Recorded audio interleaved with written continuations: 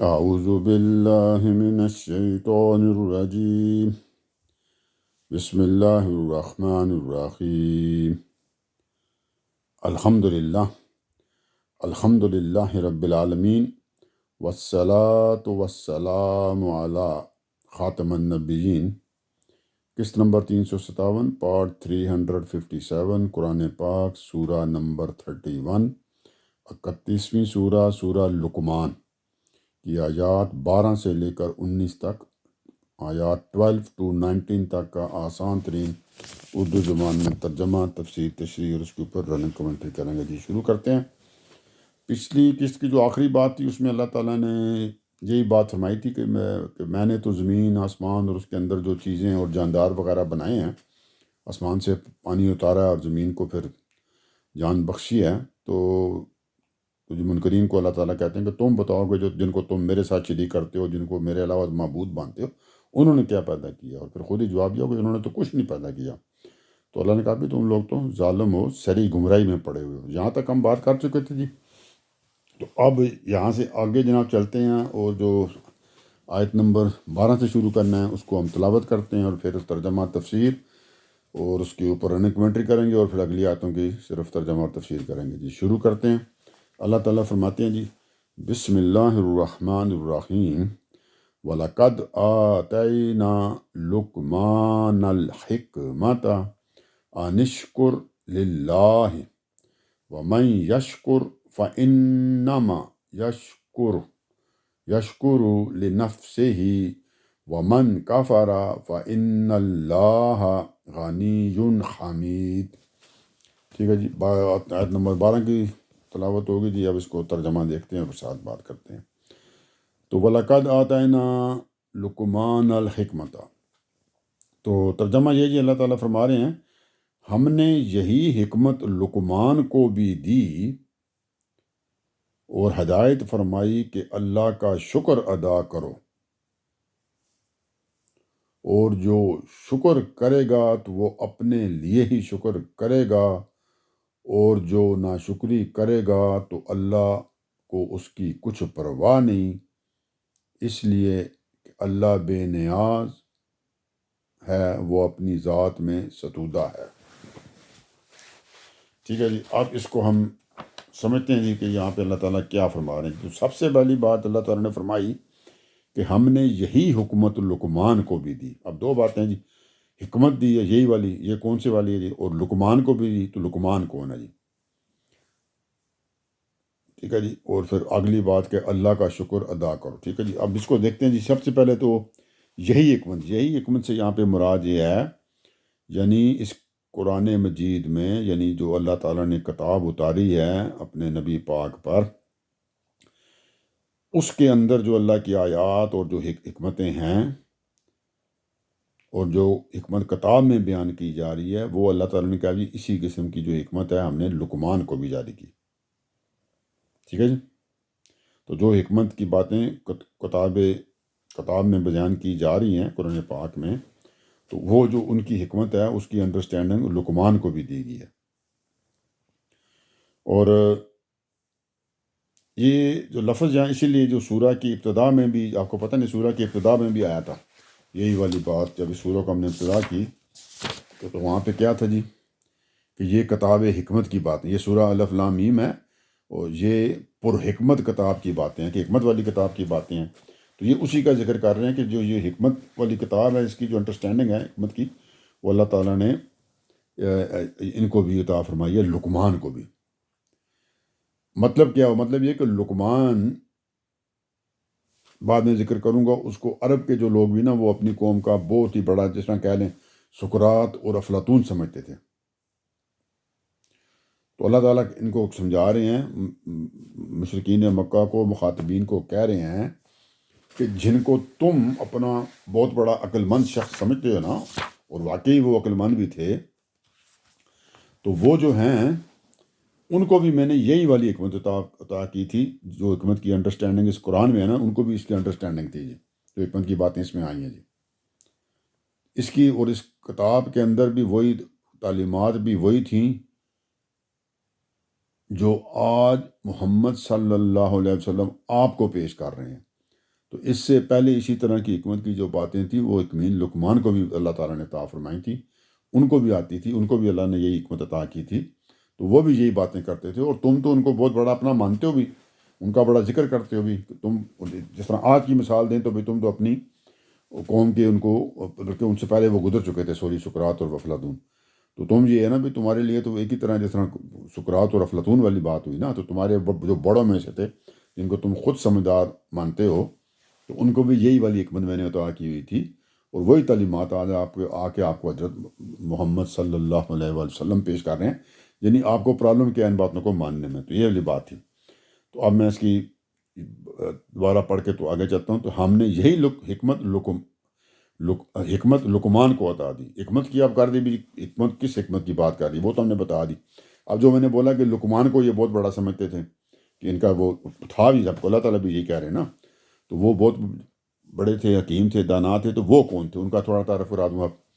تو یہ عرب میں ایک بہت بڑے حکیم اور دانا کی حیثیت سے مشہور تھے، دانا سمجھدار بندے، بہت زیادہ عقل مند بندے، جن کی ہر چیز پہ نظر ہوتی ہے، ہر چیز کی انڈرسٹینڈنگ ہوتی ہے۔ یہ وہ یاقلون یسمعون کرنے والے، بلکہ سوری یاقلون سے آگے یتفکرون کرنے والے ہیں، ٹھیک ہے جی، بہت آگے تک جا کے جو چیزوں کو اندر غور و غوص کرتے ہیں جی، جو اللہ تعالیٰ نے ویسے بھی حکم دیا ہے کہ قرآن جو ہے نازل کیا گیا کہ اس میں غور و غوص کرو جی۔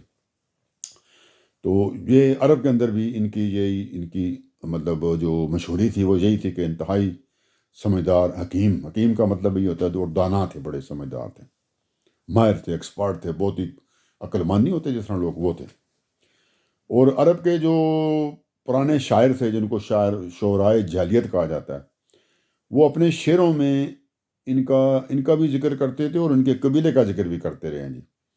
تو کیا معلوم ہوا جی کہ یمن میں ان کو اور ان کی قوم کو بڑی شان و شوکت حاصل تھی، وہاں پہ یہ بہت ہی زیادہ مشہور تھے، ان کے بارے میں بہت ان کا ذکر ہوتا تھا، شعروں میں ان کا ذکر تھا۔ اور ان کے بارے میں پتہ چلتا ہے کہ یہ جو ان کی قوم کے لوگ تھے، اور یہ تھے، یہ قوم عاد کی بقایا میں سے تھے، جنہیں سمود کی طرف کہہ لیں جی۔ تو اسی طرح ایک اور بات یہ بھی معلوم ہوتی ہے کہ اپنے جو قبیلہ تھا جس کے ساتھ ان تعلق تھا، ان کے اوپر ایک طرح سے ان کو نا پدرانہ قسم کی سرداری بھی حاصل تھی۔ پدرانہ مطلب ایز اے باپ کی طرح بڑے، کہ سب ان کی عزت کرتے تھے، اپنا باپ کی طرح سمجھتے تھے۔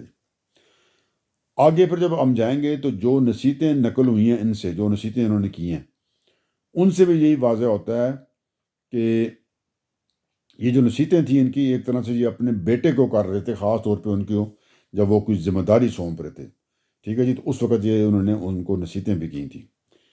اب یہ جو نصیحتیں ہیں جی ان کی، ایک طرح تو ان کے اندر ہر بندے کے لیے کوئی نہ کوئی ایک اچھا پہلو تھا، خیر و برکت تھی، یکساں تھا، لیکن یہ خاص طور پر ان لوگوں کے لیے اہمیت رکھنے والی تھی جو کسی بھی قوم کے اوپر قیادت اور سربراہی وغیرہ کا، یا مطلب ان کا نظام چلانے کا جن کو مطلب اختیار حاصل ہوتا ہے جی۔ تو اسی وجہ سے ہمارے نزدیک مطلب اس کا کہ ہم نے جو اوپر آپ کو بتایا نا جی کہ لقمان صرف ایک حکیم ہی نہیں بلکہ ایک دانا قسم کے حکیم بھی تھے، حکمران تھے اور حکیم حکمران تھے۔ ان کو اپنی قوم کی سربراہی بھی حاصل تھی، اور یہ نصیحتیں انہوں نے جب اپنے بیٹے کو کی تو انہوں نے ان کو ایک طرح سے سرداری اور قیادت کی جو ذمہ داریاں، یا جو بھی ان کو ذمہ داریاں وہ سونپنے لگے تھے، اس وقت ان کو جب وہ ان کی جو چیزیں سمجھا رہے تھے کہ بھئی یہ ذمہ داریاں کس قسم کی ہیں اور تم نے کس طرح انجام دینی ہیں۔ ان کے بارے میں یہ ہے کہ یہ اگرچہ نبی نہیں تھے جی، لیکن ان کے بارے میں یہ ہے کہ حضرت داؤد سے کافی ان کی مطلب مشابہت تھی جی، ان کے معاملات کی جی۔ تو یہ تو ان کا تعارف ہوگا جی ایک مساعدہ۔ باقی لوگوں نے اور بھی کہانیاں ان کے بارے میں لکھی ہوں گی، وہ یعنی جو ہمیں جتنی مطلب کنفرم پتہ ہیں وہ بتا دیں، باقی جو ہیں ہو سکتا ہے کہ ان میں سے باتیں صحیح بھی ہوں، کچھ نہ بھی ہوں، کچھ مکس ہوں، تو ان کے نہیں، ہم یہ تو کنفرم باتیں تھوڑی بہت وہ انہیں بتا دی ہیں، ہو سکتا ہے اس میں بھی کوئی بات 100% نہ ہو۔ بہرحال ذکر بھی ہوا ہے، اور اس ذکر سے ہی پتہ چلتا ہے کہ انتہائی سمجھدار، حکیم، دانا تھے، اور اللہ نے جب فرمایا جی انہیں حکمت عطا فرمائی تھی، تو حکیم تو وہ ہو گئے اور دانا سمجھدار تو وہ ہو گئے جب اللہ نے کہہ دیا۔ تو پر ان کا ذکر ان کے شعروں میں ہوتا ہے۔ اب یہ دونوں باتیں کلیئر ہوں گے جی۔ اللہ تعالیٰ نے فرمایا کہ ہم نے یہی حکمت جو قرآن پاک میں بیان کی جا رہی ہے، لقمان کو بھی، جو کہ بہت بڑے عربوں کے بھی دانا اور سمجھدار مطلب ان کے مطلب بڑوں میں سے مشہور تھے، تو اللہ نے کہا جی ان کو بھی یہی کو بھی ہدایت فرمائی تھی کہ ہم نے یہی حکمت لقمان کو بھی دی تھی اور ہدایت فرمائی تھی. یہاں سوری حکمت یہی والی لقمان کو دی تھی اور پھر ہدایت کیا کی تھی جناب کہ اللہ کا شکر ادا کرو. یہ حکمت کی سب سے پہلا جو پھل ہوتا ہے نا جی حکمت کا وہ یہ ہوتا ہے جی کہ تمام جو حقوق ہیں جی اللہ اور تمام حقوق اللہ اور حقوق العباد مطلب اللہ کے حقوق ہوں چاہے لوگوں کی حقوق ہوں کی جو سمجھ ہے نا جو معرفت ہے وہ اسی سے پیدا ہوتی ہے. جب آپ حکمت کو سمجھ جائیں جو اللہ نے آپ کو جو قرآن پاک میں اللہ نے بیان کیا ہے اور جس کو یہ یقین لقمان جو تھے یہ بھی سمجھتے تھے. تو اللہ کی کتاب جس حکمت کو لے کر نازل ہوئی ہے نا جی تو پھر اس کا جو اس کی جو بنیادی چیز ہے نا جی وہ یہی شکر گزاری ہے کہ آپ نے اللہ کا شکر گزار ہونا ہے. اگر یہ چیز آپ کے اندر نہیں ہے نا جی اللہ کے شکر گزار آپ نہیں ہیں تو انسان کے اندر ان میں سے کوئی بھی صفات پیدا نہیں ہو سکتی جن کا ذکر سورہ کی ابتدا میں کر دیا گیا تھا. بتایا ہوا نا کہ بھئی اچھے کام کرنے ہیں ایسے مطلب کوئی غلط چیز نہیں کرنی. ٹھیک ہے جی ایمان والے بننے ہیں اور اپنے جو ہدایات اللہ نے دی ہیں ان کے اوپر عمل کرنا ہے اور کوئی غلط کام نہیں کرنا ہے. مطلب اس طرح کی جو سارے جتنے بھی اسلام کی تعلیمات ہیں جی تو ان کی صفات پھر آپ میں پیدا نہیں ہو سکتی. ٹھیک ہے جی تو ساری بات کلیئر ہو جی کہ ہم نے یہی حکمت یعنی جو قرآن پاک میں حکمت بیان ہوئی ہے لقمان کو بھی دی. لقمان کو بھی اسی حکمت کا جناب وہ ان کو ایکسپرٹ بنایا اور ہدایت فرمائی اور ان کو یہ ہدایت بھی دی اللہ تعالیٰ نے کہ اللہ کا شکر ادا کرو. یہاں تک ہم نے بات کلیئر کر دی اور پھر ساتھ کیا بتایا جی اللہ تعالیٰ فرماتے ہیں اور جو شکر کرے گا تو وہ اپنے لیے شکر کرے گا. کہ بھئی ساری بات ہے جی آپ اللہ کا شکر ادا کریں تو اللہ تو ہر چیز سے ویسے ہی بے نیاز ہے نا اس کو کوئی فرق تو نہیں پڑتا تو وہ اپنا ہی فائدہ ہے. کل اس کی وجہ سے آپ کے اوپر اللہ کی رحمتیں ہونی اور آپ نہیں فائدے اٹھانے ہیں. اور آگے پھر اسی کی جو مخالف چیز ہے وہ بھی بیان کر دی کہ اور جو ناشکری کرے گا تو اللہ کی اس کو کچھ پرواہ نہیں. تو اللہ کو اس کی کچھ پرواہ نہیں. وہی اللہ بے نیاز ہے ان باتوں سے. ٹھیک ہے نا جی ساری دنیا جو اللہ کا شکر ادا کرے تو اللہ تب بھی بے نیاز ہے اور سارے کس دنیا نہ کرے تو اللہ تب بھی بے اس کو کوئی فرق نہیں پڑتا. تو اللہ کو اس کی کچھ پرواہ نہیں ہے. مطلب شکر کرو گے تو اپنا ہی فائدہ ہے تمہارا نہیں کرو گے تو اپنے نقصان ہے. اللہ کہتا ہے مجھے اس میں کوئی پرابلم نہیں ہے. تو صاف کہہ دیا تو اللہ کو اس کی کچھ پرواہ نہیں. وہ کیوں نہیں جی پرواہ کیوں نہیں اللہ کو وہی والی بات اللہ نے بیان کر دی جو ہم کہہ رہے ہیں کہ اس لیے کہ اللہ بے نیاز ہے اللہ کو اس کو فرق نہیں پڑتا جی. اس لیے ترجمہ یہ کر رہا ہوں اس لیے کہ اللہ بے نیاز ہے وہ اپنی ذات میں ستودہ صفات ہے کہ ساری جو اچھائیاں نا اس کے اندر ویسے ہی وہ شامل ہیں. تو اس کو کوئی فرق نہیں پڑتا کہ آپ کوئی اس کی تعریف کریں یا نہ کریں جی اس کو اندر ساری وہ تعریفیں آئی اللہ کے لیے. تو آپ کی تعریف سے اللہ کو کوئی فرق نہیں پڑنا جی. آپ نہ کریں گے تو اب بھی نہیں پڑے گا کریں گے تو اللہ کو تو فرق نہیں پڑے آپ کو ہی فرق پڑے گا آپ کو فائدہ ہو جائے گا. نہیں کریں گے تو اللہ کو فرق نہیں پڑے گا تو آپ کو کوئی نقصان ہو جائے گا تو اس کا پھر ہم کچھ نہیں کہہ رہے. آگے چلتے ہیں جاؤ. اللہ بے نیاز اور اپنی ذات میں ستودہ صفات ہے جی.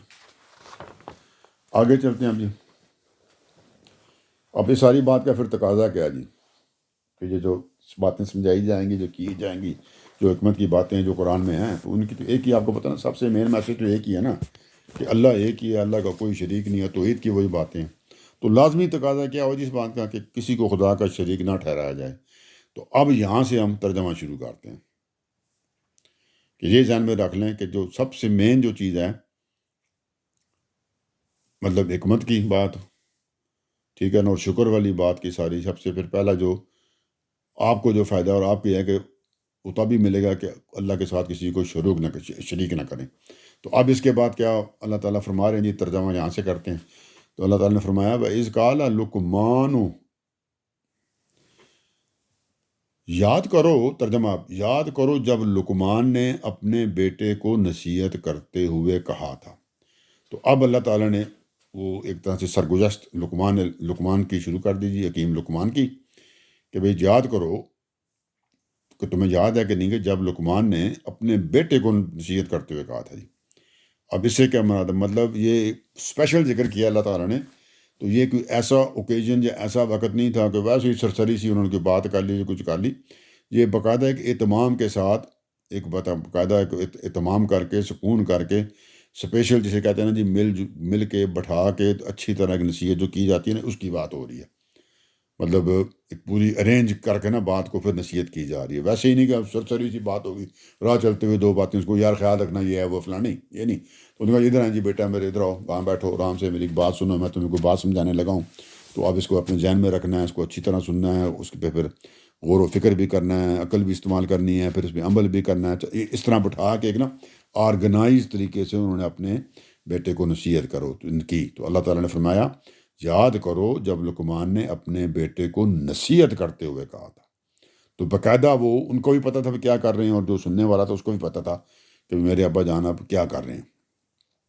تو یہ راہ چلتے ہوئے بات نہیں تھی، بلکہ باقاعدہ ارینجمنٹ بات تھی. تو اس سے اب مطلب پوائنٹ کس چیز کو کلیئر کیا جا رہا ہے، کس چیز کی اہمیت بیان کر رہی ہے. تو اس سے یہ بات ہے کہ موقع اور بات دونوں کی اہمیت کا اندازہ کر سکتے ہیں کہ وہ خاص موقع تھا، تو اس کے اوپر ایک خاص بات کو ایک خاص طریقے سے سمجھانے کی ضرورت تھی. تو یہ کوئی سرسری بات نہیں تھی جو ویسے ہی انہوں نے کر دی، بلکہ لقمان نے خاص اپنے بیٹے کو ایک اہم موقع پر خاص اہتمام کے ساتھ اپنے پاس بٹھایا اور ان کو یہ باتیں بولیں اور ان کے اوپر مضبوطی کے ساتھ قائم رہنے کی تاکید کی. تو اس کے اندر میسج کیا ہے؟ اس کے اندر میسج یہ ہے کہ مشرکین مکہ کو، جن سے اللہ تعالیٰ مخاطب ہے یہاں پہ، ان کی توجہ دلانا ہے کہ جب کوئی دانش مند باپ اپنے بیٹے کو کیا تعلیم دیتا تھا تو غور کرو کہ تمہارے اندر میں سے یہ اتنا بڑے حکیم گزرے ہیں. مخاطبین کو اللہ تعالیٰ کہہ رہے ہیں مشرکین مکہ کو کہ تمہارے بڑے باپوں میں سے ایک باپ جو گزرا ہے وہ اتنا سمجھدار تھا، حکیم تھا، میں نے اس کو حکمت بھی دی تھی. تو اپنے بیٹے کو انہوں نے کس طرح وہ تعلیم دی تھی. اور آج کے تم لوگ ہو، موجودہ جو تم قریش مکہ ہو نبی پاک کے وقت کے، نام تو تم ان کا لیتے ہو، لیکن کتنے احمق ہو کہ تم یہ جب تم کو ایک بات سمجھائی جا رہی ہے تو تم اس کے جواب میں کیا کچھ کر رہے ہو. تو آج اللہ تعالیٰ کہ تم ان کے احمق نام لیوا ہو، مطلب نام تو لیتے ہو، شعروں میں ذکر کرتے ہو کہ بڑے وہ گزرے ہیں ہمارے بڑے، لیکن جو ان کی نصیحتیں ہیں، جو ان کی حکمت ہے، اس کے بارے میں تم کو کوئی پتہ ہی نہیں ہے جی. تو اللہ تعالیٰ نے فرمایا یاد کرو جب لقمان نے اپنے بیٹے کو نصیحت کرتے ہوئے کہا تھا. یہاں تک تو بات کلیئر کر دی. اب کیا کہا تھا، اب اس کی طرف چلتے ہیں جی. وہ کہا تھا، بیٹے کو کہا تھا کہ بیٹا اللہ کے ساتھ شریک نہ ٹھہرانا، حقیقت یہ ہے کہ شرک بہت بڑا ظلم ہے.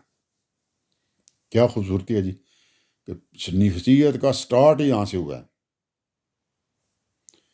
ٹھیک ہے جی، کیسا سٹارٹ ہوا ہے نصیحت کا کہ شرک نہیں کرنا، اللہ کے ساتھ کسی کو شریک نہیں کرنا، کیونکہ یہ بہت بڑا ظلم ہے. اور ہم بات کر چکے ہیں جی، کبیرہ ظلم ہے. باقی بندوں کے گناہوں کے بارے میں تو اللہ تعالیٰ معاملات کو کر سکتے ہیں ان کو آگے اپنا جس طرح اپنے رحم و کرم سے، لیکن اس معاملے میں اللہ تعالیٰ نے کہا جی کوئی لحاظ نہیں ہوگا. تو شرک بہت بڑا ظلم ہے جی. تو یہاں سے انہوں نے سٹارٹ کی اپنی نصیحت جی، حکیم لقمان نے جی. تو اب اس میں تو کوئی شبہ ہی نہیں رہا. تو آگے کیا فرمایا جی؟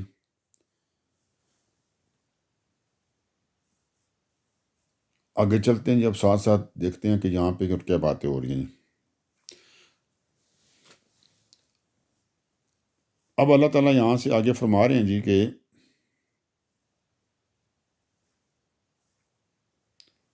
ہاں جی، اب یہ کہ بھی اس بات میں کوئی شبہ تو ہے نہیں ہے جی، پچھلی جو شرک والی بات ہے. اب یہاں سے جو آگے بات آنے لگی ہے نا، تو یہ پہلا تو ان کے ایک نا پہلی نصیحت بیان کر دی شرک والی نا، جو انہوں نے اپنے بیٹے کو کی. لیکن یہاں سے نظر آتا ہے کہ تھوڑی سی بات کو یہیں پہ ٹھہرا کے نا ایک خاص چیز کے بارے میں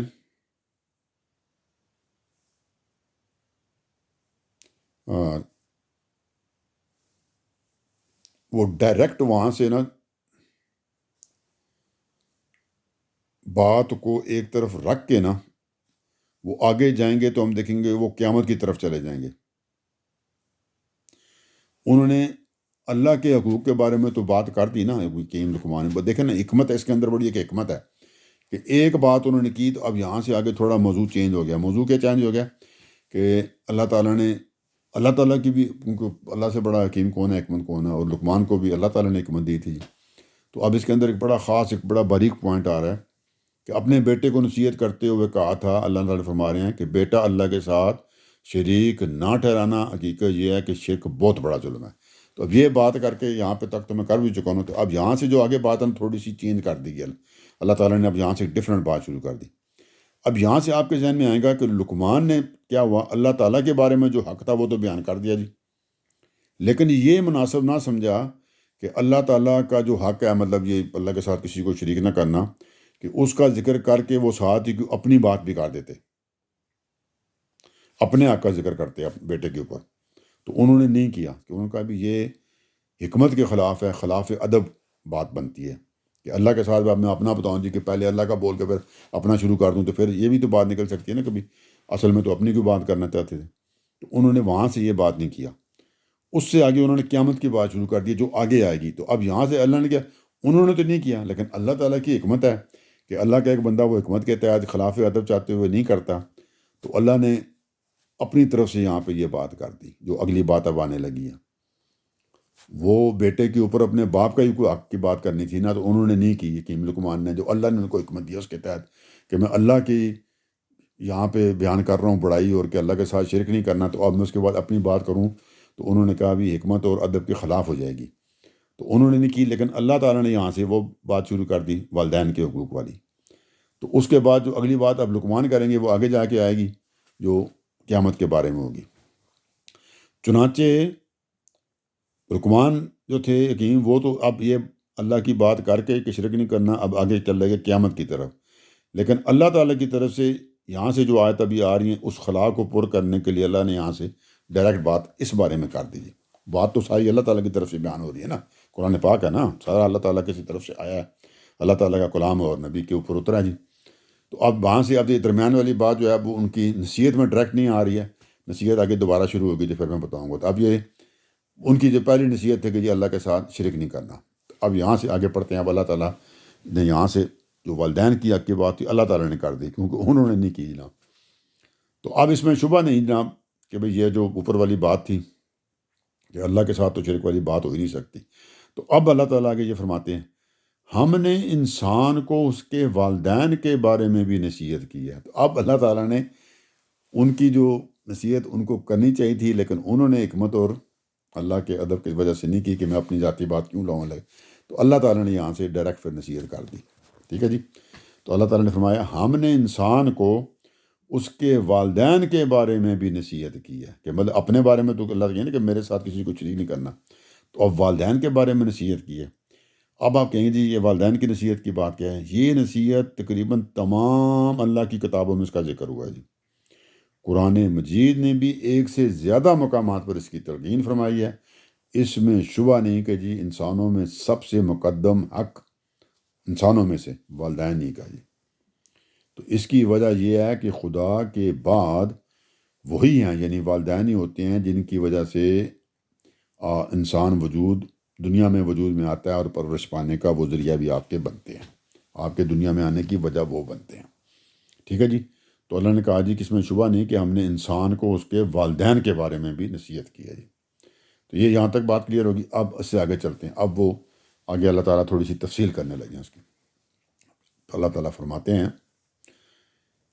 اس کی ماں یعنی انسان کی ماں، اس کی ماں نے دکھ پر دکھ اٹھا کر اس کو پیٹ میں رکھا، اور پیدائش کے بعد کہیں 2 سال میں جا کر اس کا دودھ چھڑانا ہوا۔ ٹھیک ہے جی، تو اب یہاں سے جو مختلف مراحل میں سے ماں گزرتی ہے اس کا ذکر کر دیا۔ اب آیت میں ولادت کا ذکر نہیں ہوا کہ انسان پیدا کیسے ہوا۔ اس کی وجہ وضاحت یہ ہے کہ اب قرآن میں اس طرح ہر چیز کو ڈیٹیل کرنی وہ ضروری نہیں ہوتی، کچھ چیزیں خود بخود انڈرسٹوڈ ہوتی ہیں، تو وہ پھر ان چیزوں کو اللہ تعالیٰ ذکر نہیں کرتے بلکہ اگلی بات کو شروع کرتے ہیں۔ تو اللہ تعالیٰ نے جو اس کی پیدائش کے جو پچھلے مراحل تھے وہ چھوڑ کے بچے کی پرورش کے معاملے میں بات شروع کر دی کہ اس کی ماں نے دکھ پر دکھ اٹھا کر اس کو پہلے پیٹ میں رکھا جی، یہاں سے بات شروع ہوگی۔ ٹھیک ہے جی، تو اس سے جو پہلے والی ڈیٹیلیں آپ جو خود انڈرسٹینڈ کر سکتے ہیں۔ ٹھیک ہے جی، تو اب یہ کیا ہو جی، بچے کی پرورش کے معاملے میں ایک ٹھیک ہے جی، باپ کی شفقت بھی آپ کو پتہ ہے جی کم تو نہیں ہوتی، لیکن آپ کو پتہ ہے جی جب حمل ٹھہر جاتا ہے تو حمل اور پھر اس کے بعد ولادت، اور ولادت کے بعد پھر رضاعت جو دودھ پلانے کا مرحلہ ہوتا ہے، یہ 3 مرحلے. یہ مختلف مراحل میں آپ کو پتہ ہے جی، جو بچے کی ماں جو ہے نا جی، جو مشقت اٹھاتی ہے، مشکل اٹھاتی ہے، اس میں یقیناً کوئی اور اس کا شریک نہیں ہوتا. ظاہر بات ہے جی، حمل اس کو اس نے اٹھایا ہوا ہے، حمل کا میں نہیں اٹھانا ہوتا. ولادت بھی اسی کی ہوتی ہے جی. آپ کو پتہ ہے کتنی مشکل مراحل سے گزرنا پڑتا ہے، درد وغیرہ کی. اور اس کے بعد دودھ پلانے کے مراحل کے بچے کو جب بچہ ڈیمانڈ کرتا ہے اس کے مطابق اس کو دودھ پلانا جاتا ہے جی. راتوں کو اٹھ کے بچہ پیتا ہے جی، ساری نیند ڈسٹرب ہوتی ہے، یہ ہوتے ہیں. تو یہ بچے کو خاص طور پہ ماں اٹھاتی ہے جی. ٹھیک ہے جی. تو اس میں کوئی شریک اس کا ہے نہیں ہے. اسی لیے نبی صلی اللہ علیہ وسلم نے بھی اسی بنا پر ماں کا حق باپ کے مقابلے میں 3 درجے زیادہ قرار دیا ہے. بخاری میں بھی ہے جی اور مسلم میں جی. بخاری میں 5971 حدیث ہے جی، اور مسلم میں 6500 جی. ٹھیک ہے جی. وہاں پہ 3 درجے زیادہ ہے. تو اسی لیے یہاں اللہ تعالیٰ نے جو فرمایا، اس کی ماں نے، ترجمہ، اس کی ماں نے دکھ پر دکھ اٹھا کر اس کو پیٹ میں رکھا، اور پیدائش کے بعد کہیں 2 سال میں جا کر اس کا دودھ چھڑانا ہوا. تو یہاں تک ہم نے بات کلیئر کر دی جی کہ ماں کا ذکر اس کو خاص طور پہ کیوں آیا جی. اب یہاں پہ اسپیشل پہلے ماں کا ذکر کیا، اور اب آگے چلی جائے گی جنرل بات، مطلب جس میں دونوں آ جائیں گے، ماں اور باپ. تو اب اللہ تعالیٰ نے فرمایا ہم نے اس کو نصیحت کی ہے، یعنی نصیحت کس کو کی ہے؟ انسان کو. اب یہ بریکٹ والی بات ہے. اب یہ جو انڈرسٹوڈ والی بات ہے، جس طرح میں نے بتایا نا کہ اس کی ماں نے دکھ پر دکھ اٹھایا، تو اس سے پہلی بجاری بات ہے ابھی کہ ماں باپ کی آپس میں نکاح ہوا، شادی ہوئی، وہ اکٹھے رہے، کوئی حمل ٹھہرا. یہ ساری معاملات جو پہلے کہتے ہیں وہ ڈفرینٹ ہوتے ہیں. تو وہ اس میں والد نے بھی کتنا کام کیا، سارا کچھ جو کچھ ہوتا ہے وہ ہوتا ہے، محنت مزدوری کرتا ہے، گھر کے لیے خرچے اٹھاتا ہے سارا وہ. لیکن وہ انڈرسٹوڈ باتیں تھیں، اس کو چھوڑ کے تو پھر وہاں سے پیدائش کا جو شروع ہوتی ہے، جہاں سے مسئلے جو مشکلات پڑتی ہیں ماں کو، وہاں سے بات شروع کی تھی. تو اب اللہ تعالیٰ نے کہ ہم نے اس کو نصیحت کی. اب یہ انڈرسٹوڈ ہے کہ انسان سے بات ہو رہی ہے کہ جب انسان پیدا ہو گیا، اور اب اس کو انسان کو، چاہے اس میں انسانوں میں مرد اور عورت دونوں بھی آ سکتے ہیں. ٹھیک ہے جی. تو اب ہم نے اس کو نصیحت کی. اب یہ جو ہے بریکٹ میں ڈائریکٹ ترجمے میں نہیں ہے. تو اب کیا بولا اللہ تعالیٰ نے؟ مطلب انسان کو ترجمہ یہاں سے کرتے ہیں کہ میرے شکر گزار رہو، کہ میرے شکر گزار رہو. یہ اللہ تعالیٰ اس سے پہلے نہیں ذکر نہیں کیا نام لے کے کس کا، لیکن انڈرسٹوڈ ہے کہ اب جو پیدا ہوئے ہیں اس مشقت کے بعد جو بچے، ان کو کہا جا رہا ہے کہ میرے شکر گزار رہو، اور اپنے والدین کے، کہ سب سے پہلے تو اللہ کا شکر ہے نا جی، اور اپنے والدین کے جی. اور یہ جو شکر ہے جی، یہ محض زبان سے ادا نہیں ہوتا، اس کا لازمی تقاضا ہے کہ آدمی ان کے ساتھ، یعنی والدین کے ساتھ انتہائی احترام سے پیش آئے. اب میں نے صرف والدین کی بات شروع کر دی ہے کہ اس میں نا کہ میرے شکر گزار رہو، اس کے اندر بھی یہی بات ہے کہ میرے شکر گزاری کا طریقہ یہی ہے کہ میرے اس والے حکم پر عمل کرو. کیا لی؟ اور اپنے والدین کے شکر گزار رہو. تو آدمی ان کے ساتھ انتہائی احترام سے پیش آئے، ان کے خلاف دل میں کوئی وہ بیزاری نہ پیدا ہونے دے جی، تنگ نہ آ جائے، آپ کو ایسی چیز نہ رکھے جو نیگیٹو تھاٹ ہو. ان کے سامنے کوئی ایسی بات نہ کرے جو ادب کے خلاف جاتی ہو جی، بلکہ نرمی، محبت، سعادت مندی کے ساتھ، شرافت کے ساتھ اچھے طریقے سے پیش آئے. ان کی بات مانے، اور بڑھاپے جب وہ کمزور ہوتے ہیں ان کی دلداری کرے اور تسلی کرتا رہے. ٹھیک ہے جی. تو اللہ نے کہا جی کہ میرے شکر گزار رہو، اور اپنے والدین کے بھی شکر گزار رہو، جس کے طریقے میں نے آپ کو بتایا یہاں پہ. اور پھر فرمایا میری ہی طرف لوٹ کر آنا ہے. اور ذہن میں یہ بات رکھ لو، یہ ڈائریکٹ ترجمہ نہیں ہے، انڈرسٹوڈ ترجمہ جسے ہم کہتے ہیں کہ میری طرف لوٹ کر آنا ہے، کہ تم نے واپس تو میری طرف آنا ہے نا. مطلب کہ جب آؤ گے تو میں پھر پوچھوں گا نا بھی اس معاملے میں کہ تم نے جو میں نے انسٹرکشن دی تھی بھی اس کے اوپر تم نے کام کیا کہ نہیں کیا. ٹھیک ہے جی. تو انہوں نے کہا اچھے طریقے سے رہنا ہے، شکر گزاری کرنی ہے، والدین کے رہو گے، کیونکہ آخر میں نے تم سے پوچھنا ہے، میری طرف تم نے لوٹ کر آنا ہے. یہاں تک نصیحت ہوگی جی اب والدین کے بارے میں. لیکن ایک چیز کو بیچ میں سے ایگزمپشن دے دی، استثناء دے دیا کہ اس میں چھوٹ ہے آپ کو، اس میں ضروری نہیں کہ آپ نے ان کے بات کو سننا ہے یا ماننا ہے، یا ان کے اس کے آگے مطلب تو آپ نے وہاں پہ آپ انکار نہیں کر سکتے. یہاں پہ اجازت ہے صرف ایک بات میں، صرف وہ کون سی دی اللہ تعالیٰ یہاں سے بیان کرتے ہیں. لیکن اگر وہ تم پر زور، ترجمہ ہے لیکن اگر وہ تم پر زور ڈالیں کہ کسی کو میرا شریک ٹھہراؤ۔ تو سب سے پہلی بات اللہ تعالیٰ نے وہ جو اوپر جو حکیم لقمان نے نصیحت نہیں کی تھی اپنے بیٹے کو، وہی والی، اور اللہ اس سے پہلے بتا چکے ہیں، اور شروع سے یہ بتایا جا رہا ہے، اور ٹوٹل اسلام کا تو بنیاد ہی یہاں سے شروع ہوتی ہے، اور انسان پیدا بھی اسی اللہ کے ساتھ وعدے پہ ہوا تھا کہ اللہ کے ساتھ وہ کسی کو شریک نہیں کرے گا، اللہ کو ہی اپنا معبود بنے گا اور اسی کی اطاعت کرے گا۔ تو اللہ نے فرمایا کہ جی باقی تو سارا آپ کریں گے، والدین کا مانیں گے حکم، لیکن اگر وہ تم پر زور ڈال لیں کہ کسی کو میرا شریک ٹھہراؤ، تو مطلب یہ والی بات ماننا ضروری نہیں ہے۔ تو اب میں پورا ترجمہ کر دیتا ہوں۔ لیکن اگر وہ تم پر زور ڈالیں کہ کسی کو میرا شریک ٹھہراؤ جس کے بارے میں تمہارے پاس کوئی دلیل نہیں ہے، تو ان کی بات نہ ماننا۔ تو یہ پورا حکم ان کا اللہ تعالیٰ کا آگا جی، کہ اس معاملے میں ایگزمپشن ہے، استثناء ہے، آپ کو چھوٹ حاصل ہے کہ اگر وہ آپ کو شرک کرنے کا بارے میں بولیں تو ظاہری بات ہے کہ جس کے بارے میں اللہ تعالیٰ نے کہا تمہارے پاس کوئی دلیل نہیں، کہ آپ کے پاس کوئی دلیل ثبوت تو ہے نہیں نا ابھی کہ کسی اور کو اللہ کے ساتھ شریک کیا جا سکتا ہے، تو اس کا مطلب آپ نے ان کی بات نہیں ماننی ہے۔ تو اللہ نے کہا جی نہیں، تو ان کی بات نہ ماننا، کیونکہ وہ شرک کا اگر بولتے ہیں تو شرک کے بارے میں تو کوئی تمہارے پاس کوئی دلیل ہی نہیں ہے جی کہ شرک کو تم مانو، تو پھر آپ نے اس معاملے میں ان کی بات نہیں ماننی۔ مطلب اگر وہ آپ کو شرک پہ مجبور کریں تو آپ نے اس میں ان کو نہ کر دینی ہے، انکار کر دینا ہے، معذرت کرنے کے بھی یہ میں نہیں کر سکتا۔ اچھا جی، والدین کی بہت بڑی حیثیت ہونے کے باوجود ان کو یہ حق نہیں ہے اللہ نے دیا، اور نہ یہ والا ان کا حکم ماننے کے لیے اللہ تعالیٰ نے انسان کو انسٹرکشن دی ہیں کہ وہ کرے یہ جی، کہ وہ کسی کو بے دلیل اللہ تعالیٰ کا شریک بنانے کے لیے اولاد پر دباؤ ڈالیں جی۔ تو والدین یہ کام نہیں کر سکتے، اگر وہ یہ کام کریں تو وہاں پہ آپ انکار کر سکتے ہیں۔ چنانچہ خدا سے دور ہونے کی دعوت یا شرک کی جو دعوت والدین بھی دیں تو قبول نہیں کی جا سکتی۔ یہاں صرف شرک کا ذکر ہے، ٹھیک ہے جی، لیکن شرک سے مراد اللہ کے دوسرے احکامات و ہدایات بھی اسی کے تحت سمجھے جائیں گے۔ تو اور یعنی والدین کے کہنے پر ان کی خلاف ورزی بھی کسی کے لیے جائز نہیں ہے۔ مطلب یہ ہے، نبی صلی اللہ علیہ وسلم نے بھی فرمایا تھا، اسی برما پر فرمایا کہ اللہ کی نافرمانی میں کسی کی کوئی اطاعت نہیں، اطاعت تو صرف بھلائی کے کاموں میں ہے۔ مطلب کوئی کسی بھی بری کام، غلط کام کا مشورہ دے نا آپ کو، تو وہ اس میں بھی آپ انکار کر سکتے ہیں۔ جو جس طرح اللہ تعالیٰ نے منع کہ انسان کی جان نہیں لے سکتے، وہ آپ کہیں جی وہ فلانا بندہ ہمیں پسند نہیں، اس کی جان لے لو، تو وہ تو اللہ کے حکم کی خلاف ورزی ہوگی نا، تو وہ سیم ہی بات ہے۔ تو جو ایسا کام دیں جس میں اللہ کی طرف سے اللہ کے رسول اور اللہ کی قانون اور اللہ کی کتاب اور اللہ کی شریعت کے مطابق اس کی خلاف ورزی نہیں ہے، تو پھر آپ نے ان کی بات ماننی ہے۔ اگر اس کی خلاف ورزی ہے تو پھر آپ کے لیے جائز نہیں ہے۔ لیکن مقدم، کیونکہ شرک سب سے بڑی بات ہوتی ہے، تو بات اس لیے زیادہ شرک کی جاتی ہے۔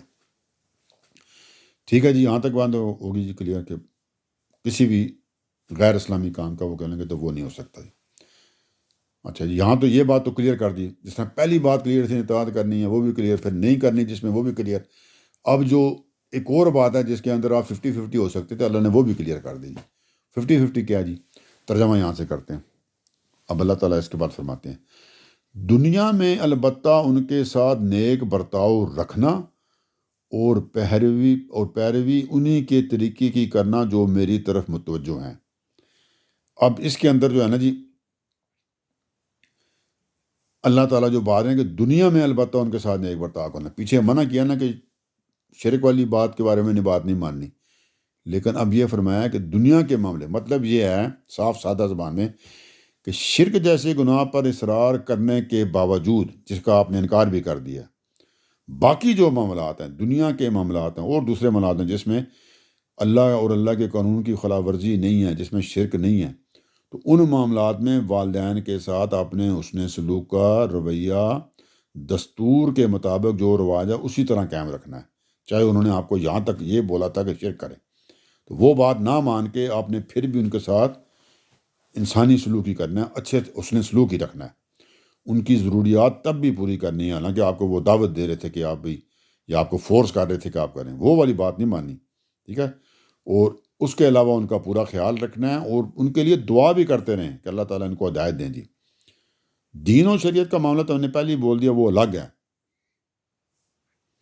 ٹھیک ہے جی۔ تو وہ الگ ہے، اس کے اندر تو کوئی بات وہ نہیں چلے گی ان کی، وہ اگر غلط بولتے ہیں اس کے خلاف۔ باقی چیزوں میں آپ نے بالکل جس طرح اولاد کو کرنا چاہیے ویسے ہی آپ نے کرنا جی، ٹھیک ہے جی، یہ بات کلیئر ہوگی۔ اب تو اس میں 50-50 والی بات کوئی نہیں رہی، ایک کون سی بات ماننی ہے پھر کون سی بات نہیں ماننی، اور کون سی بات جو غلط دعوت دینے کے بعد بھی ان کے ساتھ اپنا اچھا سلوک کرنا ہے، یہ بھی کلیئر ہوگا۔ اور پھر اگلی بات اللہ تعالیٰ نے فرمائی، اور پیروی انہی کے طریقے کی کرنا جو میری طرف متوجہ ہیں، یعنی خدا سے منحرف جو لوگ ہیں ان کی راہ اختیار نہیں کرنی، چاہے وہ آدمی کے والدین ہی کیوں نہ ہوں، کیونکہ اللہ کا انکاری ہے نا، تو پیروی کے معاملے میں ان کی طرف نہیں جانا، یعنی دین کے معاملے میں۔ تو خدا کے دین میں اس کی گنجائش نہیں ہے۔ انسان کو اگر پیروی کرنی ہے نا، کسی کے پیچھے چلنا ہے، تو اس کے لیے انہی لوگوں کی طرف دیکھنا چاہیے جو خدا کی راہ پر ہیں۔ مطلب آپ نے ایک انسانی سلوک اپنے والدین کے ساتھ رکھنا ہے، اگر وہ شرک والے بھی ہیں، ٹھیک ہے جی، لیکن باقی جو پیروی ہے آپ نے انہی لوگوں کی کرنی جو اللہ تعالیٰ کے ماننے والے ہیں۔ یہ تو نہیں ماننے والے نا، شرک کر رہے ہیں جو، یہ تو ظالم ہیں، کافر ہیں، اس معاملے میں آ جاتے ہیں، وہ ظلم اپنے ساتھ کر رہے ہیں، ٹھیک ہے۔ تو آپ نے جو ان کے ساتھ ایک والد یا والدہ ہونے کا جو معاملہ ہے، اس کے تحت ان کے ساتھ سلوک اچھا ہی رکھنا ہے جی، ٹھیک ہے، لیکن پیروی کسی پھر آپ نے اس کی کرنی ہے اللہ کے ماننے والے کی۔ اور اللہ تعالیٰ نے یہی فرمایا اللہ تعالیٰ نے، اور پیروی انہی کی طریقے کی کرنا جو میری طرف متوجہ ہیں، مطلب ان لوگوں کی۔ اور پھر وہی والی بات دوبارہ جو پیچھے کہی تھی، پھر تم کو میری ہی طرف پلٹنا ہے، پھر میں تمہیں بتا دوں گا جو کچھ تم کرتے رہے ہو۔ اب یہ جو بات ہے اس کے اندر سمجھ لیں دونوں آ گئے ہیں، یہاں پہ اولاد بھی اور والدین دونوں کو توجہ دلائی جا رہی ہے کہ آپ نے جو کام کیے، چاہے والدین نے کیے چاہے اولاد نے کیے، ان اعمال کی جواب دہی کے لیے ایک دن واپس آپ نے اللہ ہی کی طرف پلٹنا ہے نا۔ سارے مسلمان، کافر، اہل کتاب سب پلٹ کے تو ہم ادھر ہی جائیں گے نا جی، چھوٹے بڑے جو بھی ہوں گے، تو اللہ کی طرف واپس جانا ہے، حساب کتاب تو وہاں دینا ہم نے، ٹھیک ہے جی۔ تو یہ جو خطاب ہے والدین اور دونوں کے لیے یہاں سے ہے جی، اس میں جو بات آخری بات جو میں نے کہی ہے، جو ترجمہ کیا سوری، دونوں سے یکساں ہیں، اس میں دونوں کو وارننگ بھی دی جا رہی ہے، تنبیہ بھی ہے، اور ایک طرح سے یقین دہانی بھی کرا جا رہی ہے۔ مطلب یہ ہے کہ ایک دن سب کی واپسی میری طرف آنی ہے، والدین کی بھی اور اولاد کی بھی، اور سب کی، اور اس دن میں جس نے جو کچھ کیا ہوگا وہ اس کے سامنے رکھ دیا جائے گا جی۔ اگر کسی کے والدین نے، اللہ تعالیٰ فرما رہے ہیں کہ میرے بخشے ہوئے حق سے غلط فائدہ اٹھا کر اولاد کو مجھ سے منحرف کرنے کی کوشش کی تو وہ اس کی سزا بھگتیں گے، اگر وہ اپنی اولاد کو مجبور کر رہے تھے کہ تم شرک کرو۔ اور اگر والدین نے جو ہیں جی وہ اگر اولاد نے والدین کے حق کے ساتھ ساتھ میرے حق کو پراپر پورا کیا ہے اور اس اپنے دین پر قائم رہے ہیں تو استقامت دکھائی، تو اس کا ان کو صلہ بھی ملے گا، ٹھیک ہے، کہ انہوں نے اتنی عظمت مطلب اتنی حوصلہ دکھایا کہ اپنے والدین کی بات بھی اللہ تعالیٰ کے معاملے میں جو غلط بات تھی وہ نہ مانی جی، تو سب کو اس کا حساب مل جائے گا جی، ٹھیک ہے جی۔ یہ بات انہوں نے کر دی جی۔ اب اس سے آگے چلتے ہیں جی، اب یہاں سے بات دوبارہ، اب یہ بیچ میں حکیم لقمان کی بیٹے کو پہلی نصیحت کیا تھی جی، شرک والی، پھر اللہ تعالیٰ نے انہوں نے اپنی بات مطلب ایز اے والد نہیں کی یا نہیں بتائی، یہ اللہ تعالیٰ نے توجہ دلا دی ساری، اور پوری ڈیٹیل سے بیان کر دی کہ والدین کے معاملے میں کیا کرنا ہے۔ اب دوبارہ بات جو ہے نا چلی جا رہی ہے جی، پلٹ کرنا واپس حکیم لقمان کی طرف چلی جا رہی تھی۔ اب اللہ تعالیٰ دوبارہ یہاں سے حکیم لقمان کی بات کو شروع کرنے لگے جی۔ تو اللہ تعالیٰ فرماتے ہیں قرآن پاک میں کہ حکیم لقمان نے یہ جو بات کی ہے جی، یا بنیا انہا ان تکو مثقال حبۃ من خردل، ٹھیک ہے جی۔ تو اللہ تعالیٰ نے فرمایا لقمان نے کہا تھا، اب لقمان نے وہی پچھلی بات سے ملائیں، اب نصیحت کرتے ہوئے کہا تھا، کیا کہا تھا جی، یا بنیا، بیٹا، بات یہ ہے کہ کوئی عمل رائی کے دانے کے برابر بھی ہو تو خواہ وہ کسی گھاٹی میں ہو یا آسمانوں میں یا زمین میں، اللہ اسے نکال لائے گا، بے شک اللہ باریک بین ہے، وہ ہر چیز سے باخبر ہے، ٹھیک ہے جی۔ تو اب یہ ترجمہ ہم نے کر دیا جی۔ اب حکیم لقمان نے اپنے بیٹے سے آپ کو اگلی نصیحت جو کر رہے ہیں یہ ہے کہ بیٹا، بات یہ ہے کہ کوئی عمل رائی کے دانے کے برابر والی بات۔ اب اس کو دیکھتے ہیں تو ایک تو اس میں خواہ وہ جو، ہاں بیٹا، یہ بات یہ ہے جی، بات سے مراد کیا جی، یہ جو انہوں نے کیا یہ بات کوشش مطلب پوائنٹ ان کا یہ پوائنٹ اس میں ایک پوائنٹ ان کو سمجھا رہے ہیں کہ بیٹا بات یہ ہے، یہ بات سنیں، یہ بات کیا جی. اب وہ بات انہوں نے آگے بتائی کہ کوئی عمل کوئی بھی جو کام ہے، چاہے وہ رائی کے دانے کے برابر بھی ہو، انتہائی چھوٹا حقیر سا بھی ہو، اور وہ ایون کہ وہ ایک تو بہت چھوٹا ہو، اور دوسرا اس کے اوپر یہ وہ کسی گھاٹی میں یہ پہاڑی اور گھاٹی کے لیے بھی آتا ہے، ٹھیک ہے جی. کسی وہ بہت کسی پہاڑی یا گھاٹی اس طرح کی سیم ہی جگہ ہوتی ہے، وہ اس کے اندر کہیں پڑا ہوا وہ، اب وہ اس کو کون ڈھونڈے گا، وہ چھوٹا سا ہے. تو ان کا جو اللہ تعالیٰ کا جو خواہ وہ کسی گھاٹی میں ہو یا آسمانوں میں، یا آسمانوں میں کہیں پڑا ہو، چھوٹی سی کی بات ہے. عمل جو ہے آپ کا رائی کے دانے کے برابر، رائی کا دانہ چاول سے وہاں چھوٹا ہوتا ہے، اس طرح تو کر لیں آپ. تو رائی کے دانے کے جو برابر کوئی آپ کا عمل ہے، ابھی اس میں بات نہیں آ رہی کہ اچھا یا برا، وہ بات کی بات. تو خواہ وہ کسی گھاٹی میں کسی پہاڑی میں پڑا ہوا ہے، یا آسمانوں میں کہیں پڑا ہوا ہے، سات آسمانوں میں، یا زمین میں، یا زمین کے اوپر کہیں پڑا ہوا ہے، تو کیا ہوگا جی؟ اللہ اسے نکال لائے گا. بے شک اللہ باریک بین ہے، وہ ہر چیز سے باخبر ہے. تو اللہ کہا جی مسئلہ ہی کون نہیں ہے جی، جدھر مرضی وہ ہوگا، چھوٹا سا بھی آپ کا عمل، پہاڑی پہ پڑا ہے، آسمانوں پہ پڑا ہے، زمین پر پڑا ہے، اللہ تعالیٰ تو اس کو نکال کے لے آئیں گے. اللہ تعالیٰ کو قدرت ہے ہر چیز پہ، اور بے شک اس میں تو کوئی شک ہی نہیں ہے جی، اللہ باریک بین ہے، وہ ہر چیز سے باخبر ہے. توحید کے بعد اب یہ لقمان نے قیامت کے بارے میں بھی ہر اس مغالطے کو دور کر دیا جی، جو اللہ تعالیٰ کے جو احاطہ علم سے جو لوگ سمجھتے ہیں نا کہ جی اللہ کو شاید جو آپ کو سمجھ نہیں ہوتی نا، آپ کو ناشنائی ہوتی ہے، تو اس وجہ سے پیدا ہوتا ہے کہ بھی اللہ سے کوئی چیز رہ جائے گی یا کوئی مس ہو جائے گی یا پتہ نہیں چلے گا کوئی عمل آپ کا. تو یہ سمجھ لیں کہ اللہ اسے نکال لائے گا. مطلب جب قیامت آئے گی، جب ہم نے پلٹ کر جانا ہے، تو وہاں آپ کے سامنے پیش کر دیا جائے گا نا، جس کے بارے میں آپ کو یاد بھی نہیں ہوگا بھی یہ کوئی میں نے کیا کیا تھا، کیونکہ اللہ بے شک باریک بین ہے، وہ ہر چیز سے باخبر، اس کو پتہ ہے ہر چیز کا. تو یہ جو قیامت کے بارے میں اور جو لوگوں کا جو توحید کے بارے میں عقیدہ تھا نا بھی، تو اب جس کے بارے میں کسی کو بھی کچھ شک ہے نا، وہ اللہ تعالیٰ نے یہاں پہ دور کر دیا کہ تم نے پلٹ کر ضرور آنا ہے میرے پاس، اور جب تم پلٹ کر آؤ گے تو وہاں پہ تمہارا چھوٹے سے چھوٹا عمل بھی جو ہے نا، جدھر مرضی وہ ہوگا، میں اس کو وہاں پہ نکال کے تمہارے سامنے رکھ دوں گا، کیونکہ میں ہر چیز سے باخبر ہوں. تو بات وہ اپنے لقمان حکیم کر رہے ہیں اپنے بیٹے سے، بتا رہے ہیں کہ اللہ کا معاملہ کیا ہے، کہ اللہ کے لیے کوئی مشکل نہیں ہے، کوئی بھی جو عمل ہے کوئی چیز. اس کے اندر پورا ایک عقیدہ ڈسکس کر دیا گیا نا، کہ آپ نے بات یہ ہے کہ جو کچھ دنیا میں آپ نے کیا ہے یہ جائے امتحان ہے، واپس آپ جائیں گے، ہر چیز کا حساب لیا جائے گا، اور ہر چیز کے حساب کے اندر کوئی ایٹم کے ذرے کے برابر بھی کوئی چیز ہوگی، اور جدھر مرضی وہ پڑی ہوگی، وہ اللہ کی تو اللہ باخبر ہے، اس کو پتہ ہے جی، اللہ کی قدرت ہے اس کے اندر. وہ اللہ تعالیٰ وہاں پہ آپ کے حساب کتاب کے وقت تو حساب کتاب ہونا ہی تھا جب ساری چیزیں وہاں موجود ہوں گی نا، تو ہر چیز پورا کیس وہاں مکمل پڑا ہوئے گا. اب یہ نہیں کہ ابھی فلانی زمینیں نہیں آئی اور فلانا یہ نہیں آیا، یا ابھی پتہ نہیں چلا، ابھی انویسٹیگیشن ہو رہی ہے، نہیں، ساری کچھ کمپلیٹ چیزیں وہاں پہ، مکمل فائل وہاں پہ موجود ہونی ہے، مکمل وٹنس جو کچھ بھی چاہتے ہیں ہر چیز ہونی ہے. کوئی چیز پیچھے رہ نہیں جانی کہ جی بعد میں ابھی آئی نہیں، لانی ہے، ابھی ملی نہیں ہے جی، ہاں جی، وقوع کا نقشہ نہیں ہے، فلانا نہیں ہے. تو ہر چیز وہاں پہ ہونی ہے، ٹھیک ہے جی، اور بالکل صحیح اور 100% درست ہونی ہے. کوئی وہاں پہ سفارشی پیپر نہیں بنا، کوئی ڈاکٹر کے جعلی کاغذ نہیں ہوں گے، کوئی ہیرا پھیری والے آپ نے زمینی پٹواریوں کے غلط کاغذ نہیں لے کے آ سکتے. جو کچھ بھی ہوگا 100% صحیح ریکارڈ وہاں پہ سب کچھ پڑا ہوگا، ٹھیک ہے جی.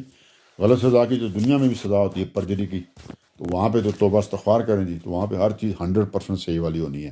اور جب مانیں گے، جن کو سزا دی جائے گی وہ بھی بتائیں گے ہاں بھائی یہ تو مطلب چیزیں یہی ہم نے کی تھی، وہ ان سے انکار تو نہیں کریں گے وہ، ٹھیک ہے جی. تو یہ قیامت کے بارے میں جو بھی ان لوگوں کے خیال تھے نا، مغالطے تھے، یا انہی نہیں ہے، یا آنی نہیں ہے، یا صاحب نہیں ہونا، یا اتنا ڈیٹیل صاحب کیا ہوگا، وہ ساری بات یہاں پہ کلیئر کر دی ہے. تو حکیم لقمان نے اپنے بیٹے کو نصیحت میں یہ بتا دیا کہ بھائی تم جو کچھ بھی کرو گے نا، وہ سب ایک ایک چیز کا حساب مکمل، چھوٹی سے چھوٹی چیز کا بھی ہوگا. تو سب بیسیکلی اللہ تعالیٰ نے لقمان حکیم کا قصہ یہ سنا کے بیٹے کو نصیحت، تو سب کو یہ چیز بتائی جا رہی ہے. اب آگے چلتے ہیں، آگے اب وہ کیا کہہ رہے ہیں. ابھی یہی لقمان حکیم کی بات چل رہی ہے، حکیم لقمان کے جی. آگے وہ اپنے بیٹے کو کہتے ہیں جی، بیٹے نماز کا اہتمام رکھو. اب لقمان اپنے بیٹے کو کہہ رہے ہیں، بیٹے نماز کا اہتمام رکھو، بھلائی کی تلقین کرو اور برائی سے روکو. برائی سے روکو، اور اس راہ میں جو مصیبت تمہیں پہنچے اس پر صبر کرو، اس لیے کہ یہی کام ہے جن کی تاکید کی گئی ہے۔ کیا خوبصورت جناب وہ ان کی نصیحت چل رہی ہے بیٹے کو جی۔ تو اب وہ دیکھیں توحید کی بات سے شروع کر کے شرک والی بات کی کر کے پھر جو حساب کتاب تو ہونا ہے جی، یہ پلٹ کر جانا ہے، قیامت والا جو معاملہ ہے اس کے بارے میں جو مین ہمارے عقیدے ہیں ان کا ذکر کر کے اب انہوں نے کہا جی دنیا میں جو معاملات ہیں جو آپ ہیں تو ان ساری چیزوں سے نمبر آزما ہونے کے لیے جی کہ آپ کہ نہ اللہ سے دور ہوں اور نہ اللہ کے احکامات سے، تو پہلا کام کیا کرنا ہے جی، بیٹے نماز کا اہتمام رکھو۔ اللہ تعالیٰ کی شکر گزاری کا جی اس سے بڑا کوئی نمونہ مظہر ہو ہی نہیں سکتا۔ چنانچہ اعمال میں سب سے پہلے اسی کی تلقین کی ہے کہ وہ جو اعمال جو آپ کے پیش کیے جانے ہیں سب پتہ ہے، تو یہ کریں گے تو یہ بھی وہاں پہ پیش ہوں گے نا۔ تو انہوں نے کہا جی کہ نماز جو ہے نا جی وہ سب سے بڑی چیز ہے، اس کو تو آپ نا ہو ہی نہیں سکتا کہ تم تو نماز کی انہوں نے تلقین کی۔ نماز کے بارے میں پیچھے بہت بات کر کے آ چکے ہیں، آگے بھی کریں گے، یہاں پہ ابھی ضروری نہیں کہ اب اس کی تفصیل میں جائیں کہ نماز سے کیا مراد ہے، پہلے ہم کر چکے ہیں، آگے بھی کہیں پہ کر لیں گے، یہاں پہ بات کوئی اور سمجھائی جا رہی ہے تو اس کے اوپر کریں گے۔ بہرحال بتا دیا کہ اس سے بڑی کوئی چیز ہے ہی نہیں ہے دنیا کے اعمال میں نماز۔ اور پھر کیا فرمایا جی آگے اللہ تعالیٰ نے، اس کے بعد فرمایا بھلائی کی تلقین کرو اور برائی سے روکو، وہی والا نہیں عن المنکر، ہاں جی، اور وہ جو اچھے کاموں کی تلقین ہے وہ جو ہے ہاں جی وہی ہے، یا وامر بالمعروف ہے، ہاں جی، ونہا عن المنکر، ہاں جی وہی بات ہے۔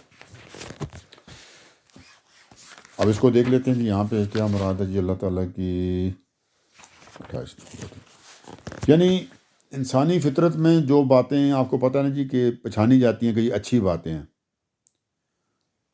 خیر کی باتیں، ان کی تلقین کرنی چاہیے، لوگوں کو بھی ایسی کام کرنے چاہیے، آپ کریں جی۔ اور جن کو فطرت ناپسند کرتی ہے اور آپ کو پتہ ہے پوری انسانیت ان کو برا سمجھتی ہے، تو ان سے لوگوں کو منع کرنا آپ نے جی، سمجھانا ہے کہ بھائی نہیں۔ قرآن کے اندر دوسری جگہوں پہ بھی یہ ایمان کے جو بنیادی تقاضوں میں سے ایک بات یہ بتائی گئی ہے، اور ہر مسلمان کو اپنے ماحول میں اس کا ذمہ دار ٹھہرایا گیا ہے۔ خدا نے جو ہدایت ہمیں دی ہے یہ اس کی شکر گزاری کا ایک اظہار بھی ہے جی۔ ٹھیک ہے جی، آپ لوگوں کو اس بات کی تلقین کریں جی کہ بھلائی کی تلقین کریں اور برے کاموں سے ان کو کہیں کہ بھائی آپ روکیں کہ یہ کام نہیں کرنے چاہیے۔ اچھا جب آپ یہ کریں گے تو آپ کو پتہ نہیں جی پھر آگے سے بندے باتیں کرنے والے ہوتے ہیں جو آپ کو یا تنگ کرنے والے ہوتے ہیں، یا وہ آپ کی باتیں نہیں مانیں گے اور آپ کو مشکل پڑے گی۔ تو اللہ تعالیٰ نے فرمایا جب آپ یہ کریں گے تو اس کے جواب میں جو آپ کو پرابلم آئے گی تو پھر کیا کرنا ہے۔ تو اللہ تعالیٰ فرماتے ہیں ترجمہ، جو مصیبت تمہیں پہنچے اس پر صبر کرو، بھلائی کی تلقین کرو، برائی سے روکو، اور پھر اس کام میں ظاہری بات ہے جی مصیبتیں تو آنی ہیں، یہ تو بالکل نارمل سی بات ہے، تو اس پر صبر کرنا ہے جی۔ وہ کیوں جی؟ یہ اس لیے جناب کہ یہی عزم، ہمت اور طاقت کا سرچشمہ اور تمام سیرت و کردار کا ایک مکمل مطلب جناب اس کا جو کمال جہاں پہ ہوتا ہے نا وہ یہ ہوتا ہے جی، اسی سے آپ میں حوصلہ پیدا ہوتا ہے جی۔ زندگی کے جو ناخوشگوار تجربات ہوتے ہیں نا جی، تو ان کے اوپر آپ پورا دن بیٹھ کے روتے رہیں نا تو وہ اس سے کوئی فائدہ نہیں ہے، اس کے بجائے انہیں قبول کریں اور پھر خدا کی طرف سے مان کر ان کا کہ بھئی اب چیز آ گئی ہے، اور پھر آگے اس کے لیے جو کچھ کر سکتے ہیں وہ کریں۔ اور یہ اللہ کے کام میں تو جو مشکلیں آئیں گی تو ان کو تو قبول کرنے میں تو آپ کو ایک طرح سے خوش ہونا چاہیے۔ تو اس کی جتنی ضرورت خود بھلائی کے راستے پر چلنے کے لیے ہے نا جی، اس سے زیادہ دوسروں کو بھلائی کی تلقین کرنے اور برائی سے روکنے کے لیے بھی ہے جی۔ بات میں خیال کلیئر ہوگی، اب آگے چلتے ہیں۔ تو اللہ کا جو مصیبت تمہیں پہنچے اس پر صبر کرو، اور آگے وجہ بتا دی، اس لیے کہ یہی کام ہے جن کی تاکید کی گئی ہے۔ اللہ کا یہی تو کام ہے جن کا میں نے آپ کو بتایا ہے، تو بھئی میرے کاموں میں تو یہ مسائل تو آنے ہیں، تو بھائی میری تو تاکید تمہیں کر دی گئی ہے کہ اس کام میں پھر آپ کو مشکلات کا سامنا کرنے پڑے گا اور آپ نے پھر قائم رہنا جی۔ ٹھیک ہے جی۔ اب اس سے آگے ایک تھوڑا سا ڈفرینٹ بات چل رہی ہے، وہ نصیحت کر رہے ہیں جی لقمان اب یہاں پہ انہوں نے کہا جی بیٹے کو، اور لوگوں سے بے رخی نہ کرو اور زمین میں اکڑ کر نہ چلو۔ بے رخی نہ کرو جی، یعنی یہاں پہ خاص اشارہ ان غربا کی طرف ہے جی جن کو امیر لوگ جو ہوتے ہیں نا بڑے حقارت کی نظر سے دیکھتے ہیں۔ اور یہ میرے آپ کو پتہ ہے جی آج کل سوشل میڈیا کا زمانہ ہے، تو کچھ چیزیں اس طرح کی دکھائی بھی جاتی ہیں جس میں امیر لوگ جو غریبوں کے ساتھ جو انتہائی جو حقارت والا سلوک کرتے ہیں۔ میں آپ اس کو تو جاؤں پھر مجھے غصہ آ جاتا ہے، تو میں تفصیلات میں نہیں جاؤں گا، آپ کو پتہ ہے میں کیا بات کر رہا ہوں۔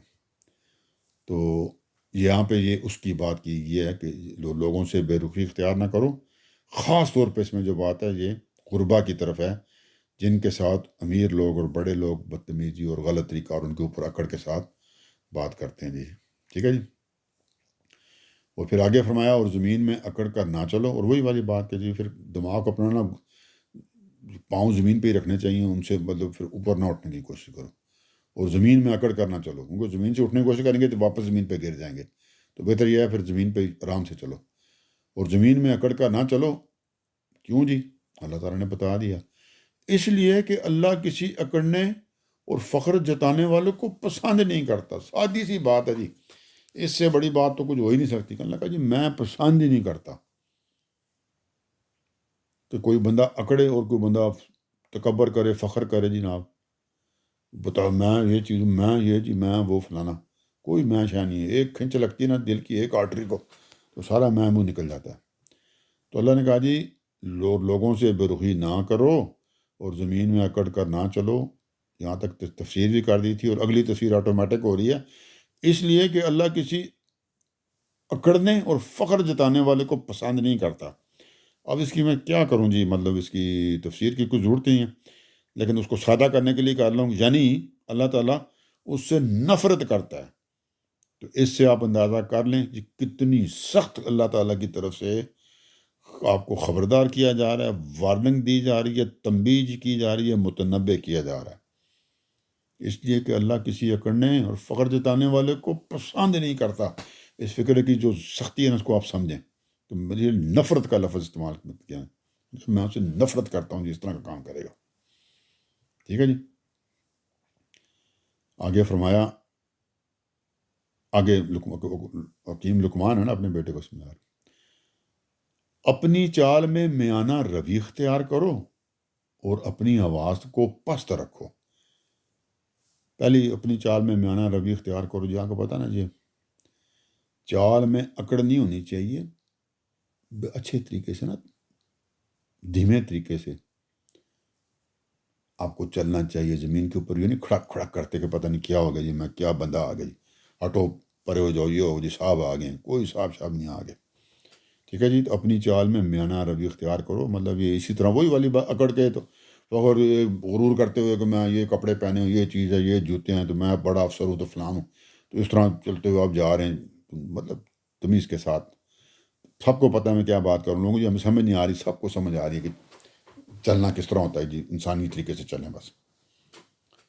اور پھر اگلی بات جو ہے وہ بڑی خوبصورت طریقے سے بیان کی گئی ہے جی، وہ بیٹے کو کہتے ہیں جناب، اور اپنی آواز کو پست رکھو، دھیمی رکھو، کم رکھو، مطلب ایسے شور ڈالنے کی کیا ضرورت ہے، چیخنے چلانے کی۔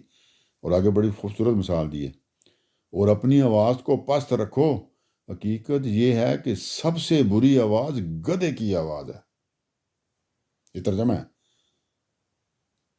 قرآن پاک میں، اللہ تعالیٰ فرما رہے ہیں کہ حکیم لقمان جو ہیں وہ اپنے بیٹے کو کہہ رہے ہیں، ٹھیک ہے جی، اور اپنی آواز کو پست رکھو، حقیقت یہ ہے کہ سب سے بری آواز گدھے کی آواز ہے۔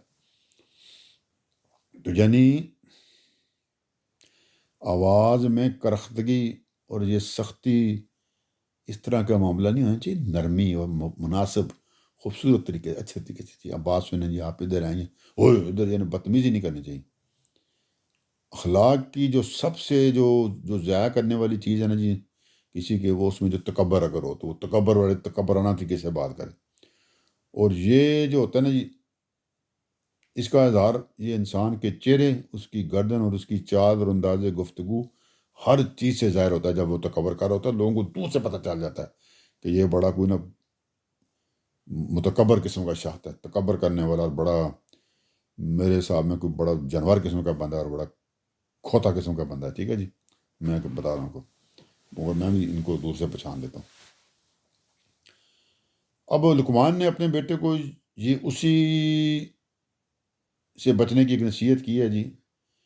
تو یہاں پہ جس کی لفظ آیا نا کہ کیا آخر میں یہ اللہ تعالیٰ ان انکر الاصواتی لصوت الحمیر، کہ کا ٹکڑا یہاں پہ کرخت اور سخت لب و لہجے سے نفرت دلانے کے لیے ہے جی، کہ گدھے کی آواز کا نا۔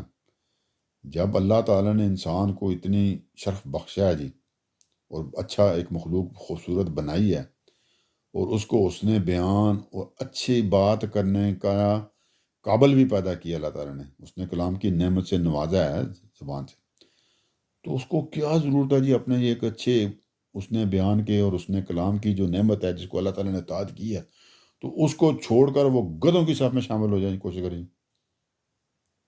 مطلب یہ ہے کہ ذرا تھوڑا سا سادے الفاظ میں بیان کروں، شاعرانہ دمد، یہ بلبل کی بدقسمتی ہے جی کہ وہ زاغ و وزن کی ہم نوا کرے جناب وہ بندے، کسی مطلب خوبصورت آواز والے کسی پرندے کی یہ بدبختی ہے نا جی، بدقسمتی ہوگی کہ وہ کسی وہ بری ٹائپ والی نا آواز کی نا وہ نقل کرتی وہ پرے، تو برا لگتا ہے انسان کو اللہ تعالیٰ نے مطلب عقل دی ہے نا، تو فہم دیا ہے، تو اس کے کیا جی اس نے بیان اور خوبصورت طریقے سے نرم طریقے سے بات کی جائے، تو وہ طریقہ ہے نا، تو اس کو چھوڑ کر آپ بدتمیزی پہ اتر آئیں تو کھوتوں والا کام پھر آپ کریں گے نا جی، گدھوں والے شاخ میں کیوں شامل ہوتے ہیں جب کہ اللہ تعالیٰ نے آپ کو انسان پیدا کیا ہے، تو انسانوں میں رہیں۔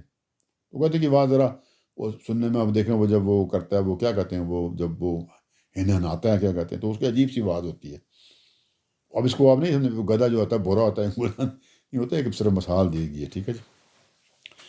تو یہ اس کی ان کی نصیحتیں ہیں جی، پتہ آگے چل رہی ہیں کہ نہیں وہ تو میں بعد میں دیکھوں گا، تو انشاءاللہ ابھی یہ سورہ چل رہی ہے، تو ابھی ہمارا رکوع ختم ہو گیا کیونکہ میں رکوع کرتا ہوں، تو انشاءاللہ تعالیٰ جی اگلی قسط تک کے لیے اب پھر اللہ حافظ۔